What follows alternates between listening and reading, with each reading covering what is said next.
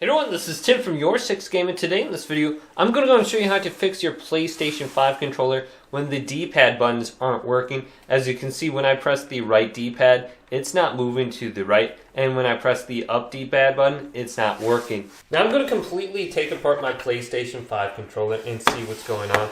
So the first thing I'm going to do is hold down the PlayStation button to completely turn off my controller. And it will turn off in about 5 seconds. And I will be using some rubbing alcohol, then also a little cotton swab and some compressed air and a small screwdriver to take apart my controller. Now to take apart the controller, flip it over and you'll want a small plastic piece like a guitar pick or something, and then you want to put it on the edge here and then lift it up. And this could be quite difficult, and you might be able to do this with your fingernails. But make sure you're not using like a metal object, otherwise you might damage the plastic. But once you lift this up, you can take off this face cover and then just put it to the side. And this will be very easy to take off. Go to the bottom of the controller and there's going to be 2 screws right here. We simply just have to unscrew. Now you want to move the L1 button and the R1 button, and you can take your plastic guitar pick or your plastic piece and then place it in right here. And these should pop off. You just go underneath them, just like this, and pop it forward. So right on the bottom here, and then pop it off. And there will be more screws right here, one right here, and one right here. So let's take our screwdriver and unscrew those. And if you have a magnetic screwdriver, this will make it a lot easier. Then after removing the screws, there will be 2 small clips right here we want to just unclip. So let's unclip these, and then the controller should come apart rather easily. So I created some separation on the side here, and I'm going to do the same thing on the opposite side. And this part should come off now.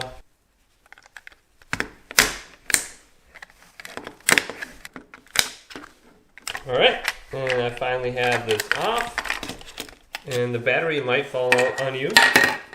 Now the first thing we will want to do is to disconnect the battery. So I'm going to take the battery, and then I'm going to slowly pull it out right here. And wiggle it around. Try not to pull by the wire, but you can just wiggle it and be very careful not to pull those off. Now there's going to be 1 small screw right here in the middle where the battery was, and I'm going to remove that. And we're going to have the microphone right here that we're going to want to unplug, so be very careful. That can be really annoying if you get this little rubber piece that comes off. Alright, so it's still on there. I just simply unplugged it from the motherboard. Now there's going to be a little ribbon cable right here that we want to remove too. Just simply unplug it and disconnect it. And then there's going to be a blue one on top. So let's disconnect this one. Now let's remove the 2 ribbons on the side right here and unplug those. Now you might have a version where there's going to be 2 clips on the side that you just need to press in, but this one doesn't. It just lifts up. Now we can flip the motherboard over, and we can see our thumbsticks now. And this piece might fall out on you, but it just goes right here in the middle, just like this, if it does fall out. Now we're going to have 4 screws under here that we want to remove. So we got these on the side, and your controller might be a little bit different, so let's remove this one. And this one on the left side here too. And then there's one on the top left and the top right, so let's remove these. And here's the last one over here. Now with all 4 screws removed, we can simply separate the back of the controller from the front, exposing the buttons that we want to fix and this magnetic film right here. So this is what it looks like. And what we want to do is just make sure all these buttons are seated properly in here and there's no issue with them. So I can see they're working well, and this is the face buttons and the D-pad is over here. So I'm going to remove this over the D-pad, and it doesn't look like there's anything immediately wrong with it. And I'm just going to make sure this rubber piece is sitting flat so the buttons are actually coming through and it's able to press the magnetic film. Okay, so that's on there good. Doesn't seem to be anything wrong with that. And one thing I want to point out is if your sharing button and your options button do come out, they just go right here on the side of the touchpad.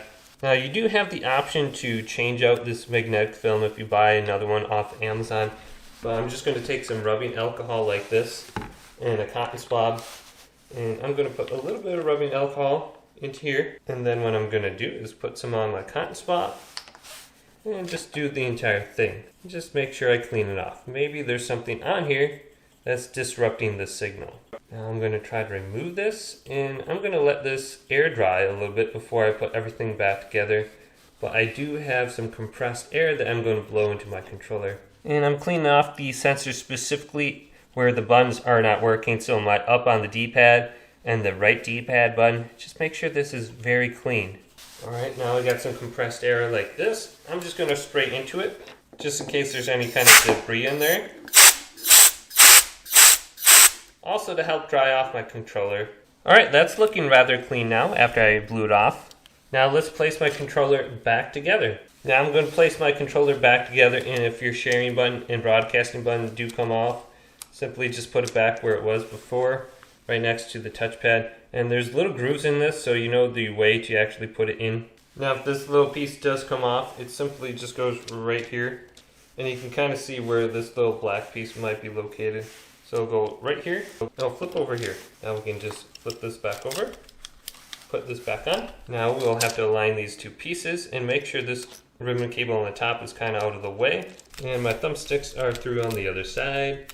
And there's one little ribbon cable on the bottom here. We got to make sure that's not getting tucked underneath the motherboard. Okay, so let's feed this back through. And there it is on the top. We got the one on the right side here that we want to feed through. Make sure it's on the top. We got the one on the left, so we got 4 ribbon cables we want to reconnect. So I'm going to do the one on the top, then the 2 on the sides, and the one on the bottom here. Okay, now we have to put our battery plastic piece back on. So I'll go right there, and then we'll have 1 screw. And then we still have the 4 screws on the side that we want to screw in. So we got one right here, here, over here, and here. So let's put all 4 of those back in as well. Alright, all 4 of those screws are now in and tightened a little bit. Then I'm going to retighten the one in the middle right here and make sure this one is tight. Now I do have this one ribbon cable right here I have to place in for the microphone. And your microphone might come off on you. Now if it does, put this little rubber piece back on and slip it in the plastic piece. And just place it exactly how it looks right here. So everything's plugged in. Let's plug our battery back in. Push this down, place my battery right here. Now we can place on the cover. So just feed this over the triggers. And then align it on the top here. And we should be able to just snap it down. Now we can put the 4 screws in. Before you reassemble the controller, you can always try just placing the battery in and then seeing if the button works before you put everything back together. Now let's put the R1 button and the L1 button back in.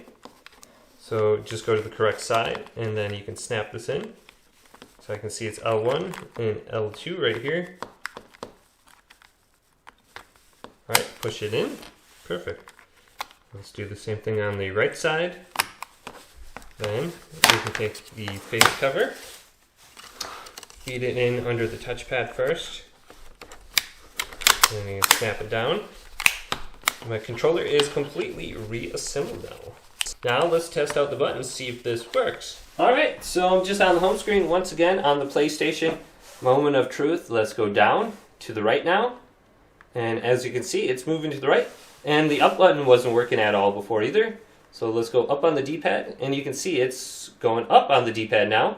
So it looks like I fixed the buttons on my D-pad by simply cleaning off that film with rubbing alcohol and a cotton swab, and then blow it off with compressed air, and you should be good to go. So hopefully this video did indeed help you out. If it did, leave a big thumbs up. Subscribe to my channel down below for more tech up videos coming up next on YourSixStudios.